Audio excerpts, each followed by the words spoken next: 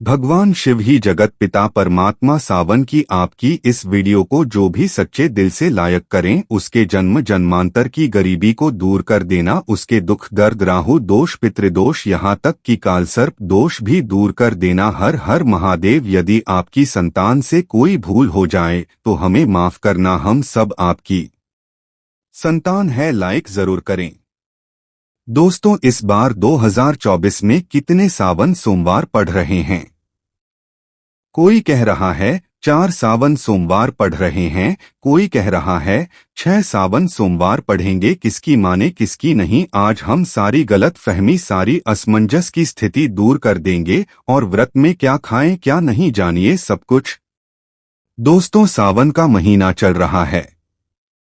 ऐसे में हर कोई भगवान भोले बाबा को दिल से खुश करना चाहता है। हर किसी की इच्छा होती है कि वह सावन में भोलेनाथ को खुश करके अपनी सभी इच्छाएं और मनोकामनाएं पूरी कर लें। पर कई बार आप लोग ऐसी गलतियां कर देते हैं या कर बैठते हैं जिससे शिव क्रोधित हो जाते हैं। और यह बात तो आप जानते हैं कि भोलेनाथ यदि भोले हैं तो उनका क्रोध भी अत्यंत विनाशकारी होता है। भोले बाबा भोले हैं, प्यारे हैं, तो उनका क्रोध भी अत्यंत विनाशी है।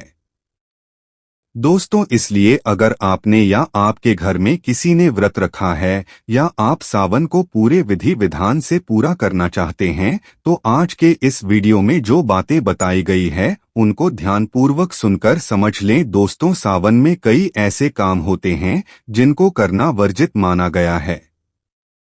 दोस्तों, अगर भोले बाबा की कृपा हो जाए तो काल भी आपका कुछ नहीं कर पाएगा, क्योंकि कालों के काल है महाकाल। इसलिए अगर आप भी महादेव की कृपा पाना चाहते हैं तो सच्चे दिल से कमेंट बॉक्स में लिखें हर हर महादेव नमः शिवाय और कमेंट में अपनी राशि जरूर दीजिएगा।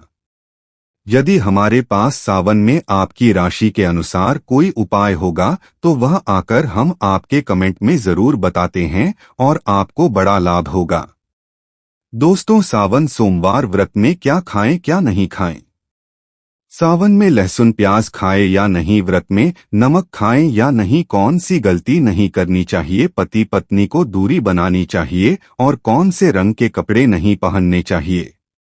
ऐसी कौन सी गलतियां हैं जिसे सावन के दौरान हमें भूल कर भी नहीं करना चाहिए? और मंदिर में जो 1 लोटा जल रखा जाता है उस जल का हम क्या करें? पी जाएं या तुलसी में डाल दें या पेड़ पौधों में डाल दें या इस जल से स्नान करें? साथ ही सावन के पवित्र महीने में कितने सोमवार बढ़ रहे हैं और सावन की समाप्ति कब है, आइए जानते हैं सब कुछ इस वीडियो में। दोस्तों, सावन का महीना कोई मामूली महीना नहीं होता है। यह महीना साक्षात एक ऐसे प्रेम की सौगात लेकर आता है जिसका कि भक्तों को बड़ी बेसब्री से इंतजार रहता है।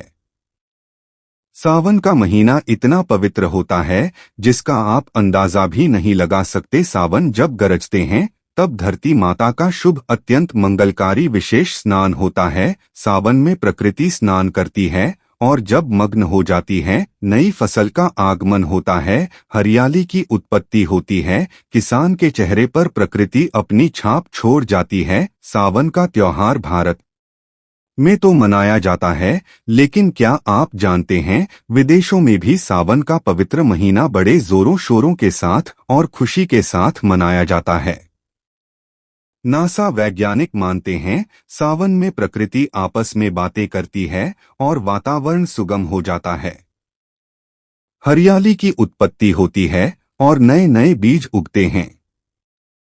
इस मौसम में हरियाली साक्षात महादेव का स्वागत करती है और महाद्वीप से बातें करती है। आपको बता दें, शास्त्रों में सावन सोमवार का व्रत जो भी महिला या पुरुष करते हैं तो वह व्यक्ति भगवान भोलेनाथ का सर्वाधिक प्रिय हो जाता है। ऐसे व्यक्ति को भगवान भोले बाबा अपनी शरण में ले लेते हैं। धर्म शास्त्रों के अनुसार सावन में जो आसमान से जल बरसता है वह भगवान शिव की जटा से और श्री हरि के चरणों से होकर ही धरती पर गिरता है। सावन में बच्चे बड़े सभी को स्नान करना चाहिए, साक्षात भगवान शिव और श्री हरि का आशीर्वाद बरसता है। सावन में स्नान करने वाले छोटे छोटे शिशु, छोटे बालक, बच्चे, बूढ़े बुजुर्ग, महिलाएं जब स्नान करते हैं तो इससे वह बीमारी से मुक्त हो जाते हैं, तो साक्षात सावन में स्नान नहीं करते, बारिश में स्नान नहीं करते, वह पापी कहलाते हैं। इसीलिए पाप से बचने के लिए सावन में स्नान, बरसात में स्नान अवश्य करना चाहिए। बच्चे महीने के हैं, दिनों के हैं, तो उन्हें बरसात की थोड़ी सी बूंद मस्तक पर जरूर डलवाना चाहिए। बरसात की एक बूंद भी अमृत तुल्य।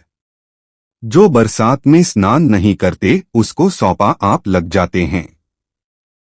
दोस्तों, जो लोग लड्डू गोपाल की सेवा करते हैं तो लड्डू गोपाल हमारे सदस्य की तरह होते हैं, हमारे बड़े अपने होते हैं, हमारे घर के राजा होते हैं, किंग ऑफ द वर्ल्ड होते हैं। तो ऐसे में भगवान श्री कृष्ण को या लड्डू गोपाल को बरसात में स्नान अवश्य करना चाहिए। सावन की पहली बरसात में लड्डू गोपाल को स्नान जरूर कराएं। उन्हें चांदी की थाली में या पीतल की थाली में या माटी की थाली में रखकर स्नान अवश्य कराना चाहिए।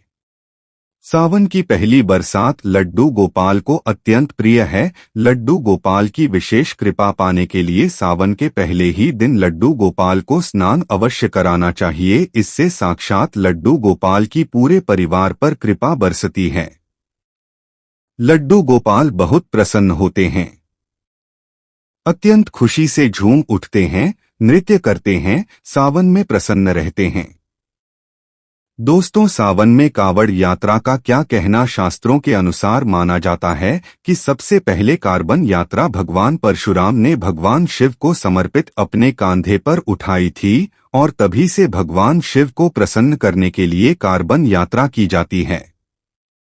दोस्तों, लेकिन क्या आप जानते हैं सावन में 10 ऐसे नियम हैं जो आपको जानना बहुत ही आवश्यक है। अगर इन नियमों का पालन अगर आप अपने जीवन में नहीं करते हैं तो आपको भगवान शिव के क्रोध का सामना करना पड़ सकता है। आपका पूरा परिवार गरीबी, निर्धनता और बर्बादी का सामना कर सकता है। दोस्तों, आज की वीडियो बहुत ही सुंदर है। वीडियो को अंत तक जरूर देखें क्योंकि अधूरा ज्ञान हमेशा खतरनाक साबित होता है। इसलिए वीडियो को पूरा अंत तक जरूर देखें और सच्चे दिल से कमेंट बॉक्स में लिखें हर हर महादेव, ओम नमः शिवाय। वीडियो को लाइक जरूर करें। आइए जानते हैं। दोस्तों, सबसे पहले जानते हैं सावन सोमवार व्रत की तारीख से पहले सोमवार का व्रत 22 जुलाई, दूसरे सोमवार का व्रत 29 जुलाई, तीसरे सोमवार का व्रत 5 अगस्त, चौथा सोमवार व्रत 12 अगस्त, पांचवा व्रत 19 अगस्त को रखा जाएगा।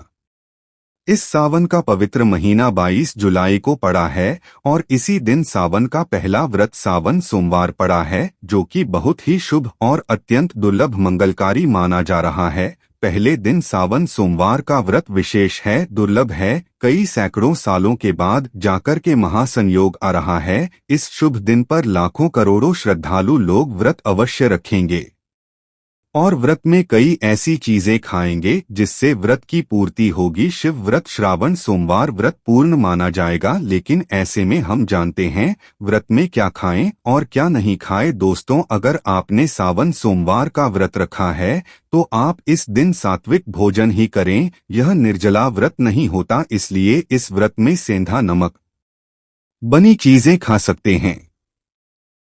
अगर आपने फल खाने पर संकल्प लिया है तो नमक भूलकर भी ना खाएं।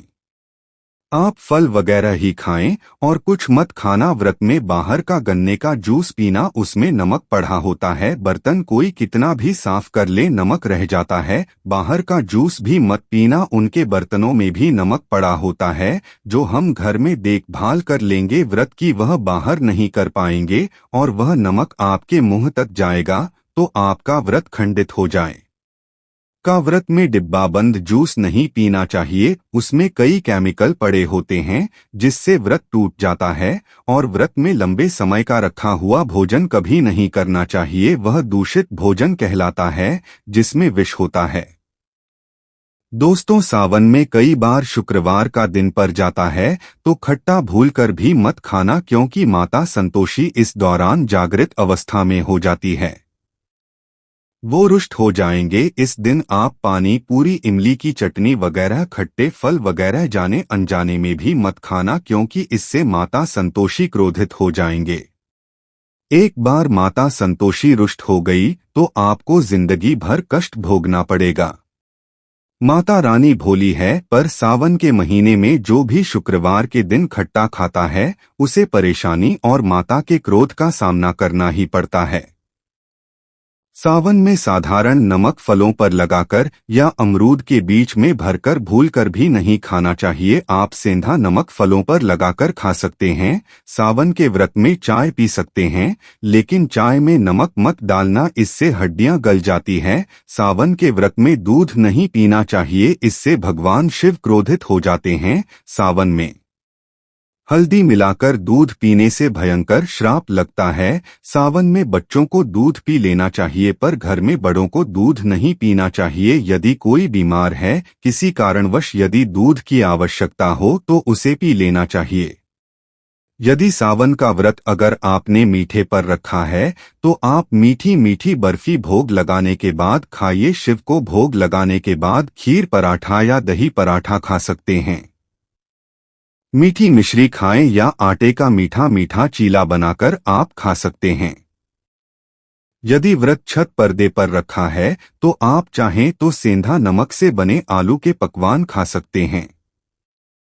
आलू की सब्जी कुट्टू के आटे की रोटी के साथ खा सकते हैं। सादा दही में डालकर खीर खा सकते हैं। धनिया खा सकते हैं। लौकी कद्दू की सब्जी भी खा सकते हैं। और आटा खाते समय आटा ध्यान से देखें, पुराने आटे में कीड़े पड़ जाते हैं, जिससे आपका व्रत खंडित हो सकता है।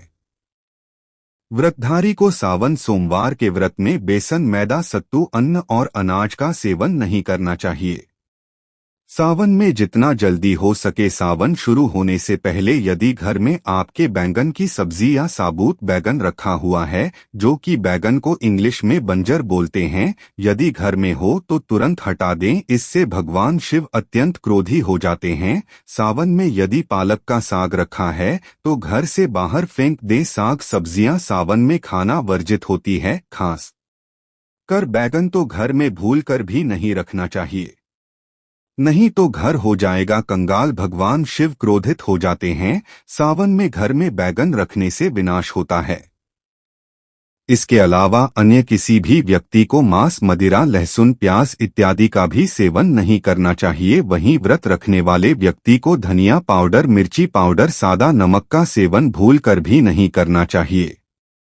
मसाला या पैकेट पर सामग्री बिना पढ़े कोई भी डब्बा बंद पैकेट कुछ भी नहीं खाना चाहिए। 90% डब्बा बंद सामान में पैकेट में लहसुन प्याज बड़ा होता है। आप कभी ग्रेडियंट पढ़ सकते हैं। लहसुन प्याज सबसे ज्यादा इस्तेमाल होता है डब्बा बंद चीजों में, और सावन में यदि हमने गलती से यह चीज खा ली तो हमारा व्रत टूट सकता है। सावन में चाहे आप का व्रत हो या ना हो, किसी भी व्यक्ति को खड़ी पकोड़ा नहीं खाना चाहिए। और वहीं पत्तेदार सब्जियां, पालक, मेथी, लाल भाजी, बथुआ, पत्ता गोभी जैसी सब्जियां या साग सब्जियां भूल कर भी नहीं खानी चाहिए। यह जहर के समान मानी जाती है।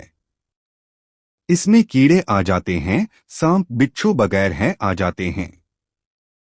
और जो भी व्यक्ति सावन में बैंगन की सब्जी खाता है उस व्यक्ति को घोर पाप लग जाता है। इसी कारण लोग द्वादशी और चतुर्दशी पर बैंगन नहीं खाते। पत्तेदार सब्जियां क्यों नहीं खाई जाती, इसके पीछे एक कथा है, मैं आपको बताऊंगा। दोस्तों, सावन के पवित्र महीने में कौन सी गलतियां नहीं करनी चाहिए। ये गलतियां पाप का भागीदार तो बनाती है, साथ ही साथ ऐसा व्यक्ति नरक में अटका ही रह जाता है।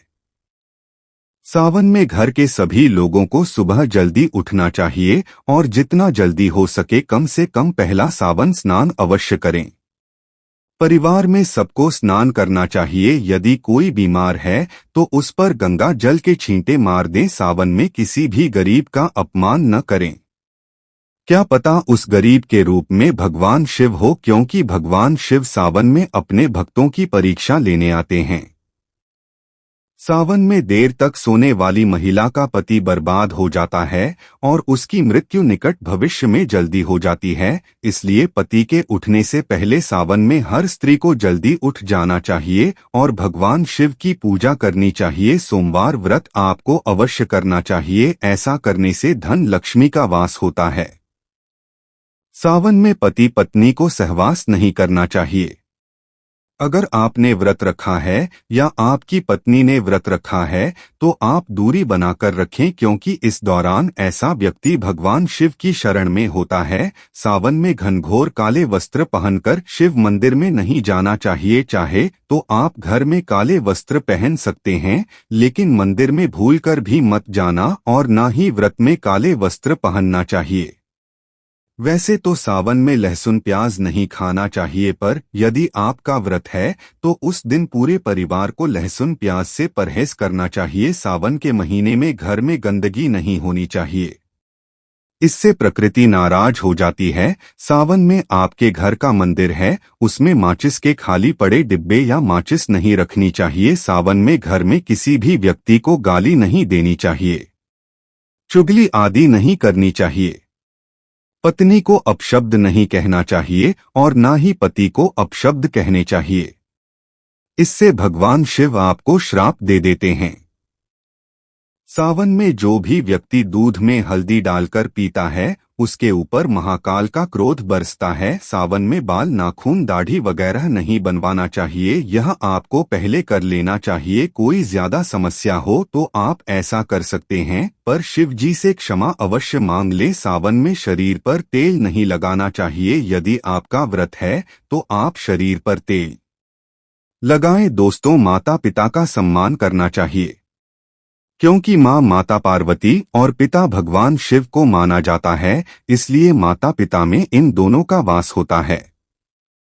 माँ पिता का आदर करने से भगवान शिव और माँ पार्वती प्रसन्न होते हैं। सावन में देवी देवता से जुड़ी कोई भी शुभ चीज उपहार के तौर में कभी किसी को मत देना, नहीं तो भगवान शिव आपके घर से सदैव के लिए चले जाएंगे। दोस्तों, अब जानते हैं सावन के पवित्र महीने में शिवलिंग पर कौन कौन सी चीजें नहीं चलानी चाहिए जिससे आपको पाप न लगे।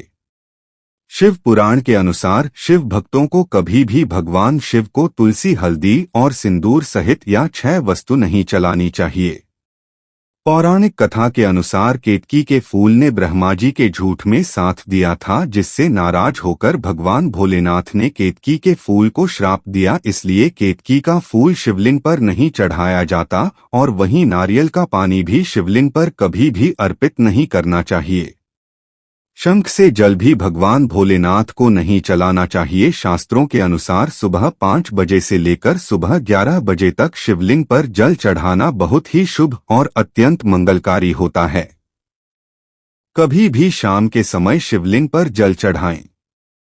शास्त्रों के अनुसार शिवलिंग पर काली मिर्च चढ़ाने से रोगों का नाश होता है, इसके साथ ही सुख समृद्धि की प्राप्ति होती है। घर में कभी भी अंगूठे के आकार से बड़ा शिवलिंग नहीं रखना चाहिए और शिवलिंग पर जल धारा अवश्य होनी चाहिए। भगवान भोलेनाथ को टूटे हुए अक्षत कभी अर्पित नहीं करने चाहिए, इससे वह क्रोधित हो जाएंगे। सावन के पवित्र महीने में कटे फटे बेलपत्र शिवलिंग पर अर्पित नहीं करने चाहिए। बेलपत्र की संख्या 3 होनी चाहिए। बेल पूरे साबित होने चाहिए, लेकिन आप 6 महीने पुराने बेलपत्र भी शिवलिंग पर अर्पित कर सकते हैं, लेकिन वह कटा फटा ना हो। 6 महीने तक बेलपत्र पवित्र और शुभ माना जाता है।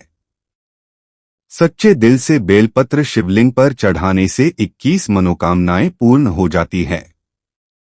भगवान शिव को दूध में पानी डालकर नहीं अर्पित करना चाहिए, इससे आपको फल भी इसी तरह ही मिलेगा। भगवान शिव को 1 बूंद भी आप अर्पित कर सकते हैं, पर दूध शुद्ध होना चाहिए और आपका मन भी शुद्ध होना चाहिए। शास्त्रों के अनुसार पीतल के कलश से शिवलिंग पर दूध चढ़ाना सबसे उत्तम बताया गया है। धार्मिक कर्मकांड में पीतल के बर्तनों का विशेष महत्व बताया गया है। विवाह आदि के कार्यों में इसलिए पीतल के बर्तनों का प्रयोग किया जाता है।